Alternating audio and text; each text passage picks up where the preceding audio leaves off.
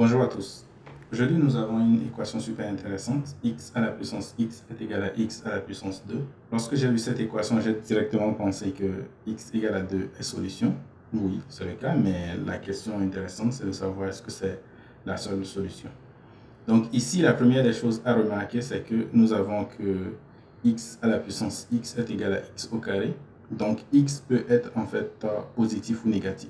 Donc les solutions ne sont pas forcément toujours positives. X au carré étant positif, cela veut dire que x à la puissance x est aussi positif. Et donc on peut appliquer par exemple le logarithme népérien sur cette équation. Cependant, pour que x à la puissance x soit positif, on a deux cas possibles. Soit x est positif, soit x est négatif mais est pair. En d'autres termes, que x soit égal à par exemple moins 2, moins 4, moins 6, moins 8 et ainsi de suite. Ainsi, on va supposer ici que x pourrait être négatif, mais dans le cas où on obtient des valeurs de x qui ne sont pas moins 2, moins 4 ou moins 6, cela ne serait pas une solution de notre équation. En d'autres termes, c'est que nous aurons le logarithme népérien de x à la puissance x qui est égal au logarithme népérien de x à la puissance 2. Ensuite, on va vouloir utiliser la propriété qui nous permet en fait de ramener les exposants ici. Cependant, il faut faire un peu attention parce que, comme nous l'avons dit tout à l'heure, x peut être positif ou négatif. Donc, cela fait que si jamais l'exposant devait descendre, il faut s'assurer en fait que ce qui reste, c'est-à-dire la base, est positive. Donc, on va juste utiliser une valeur absolue. Cela va nous permettre donc d'avoir que x, logarithme népérien de valeur absolue de x est égal à 2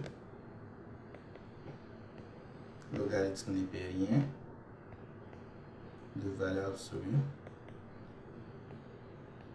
de x.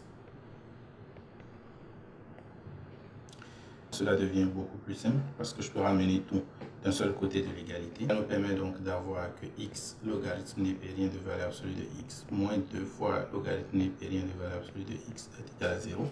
Ensuite, je peux factoriser le logarithme népérien, c'est-à-dire que nous aurons x moins 2 logarithme népérien de x égale à 0. Et à ce niveau, ça devient facile. Cela revient simplement à supposer que cette partie est égale à 0 ou encore que cette partie est égale à 0.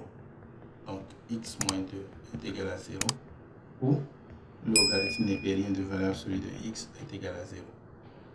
La première équation nous permet d'avoir que x est égal à 2 et la seconde équation nous permet d'avoir que x est égal à 1 ou moins 1.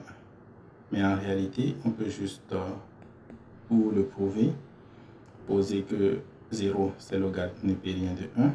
Cela implique que valeur absolue de x est égale à 1. Et donc, les solutions sont x égale à 2, ou x est égal à 1, ou x est égal à moins 1. Comme nous l'avons précisé, les solutions doivent être soit positives, soit négatives, mais paires. Et comme on le voit, la solution x égale à moins 1 n'est pas paire et elle n'est pas positive. Donc ça veut dire que cela ne fait pas partie de l'ensemble solution. Et au final, l'ensemble des solutions de notre équation est bien 2 et 1.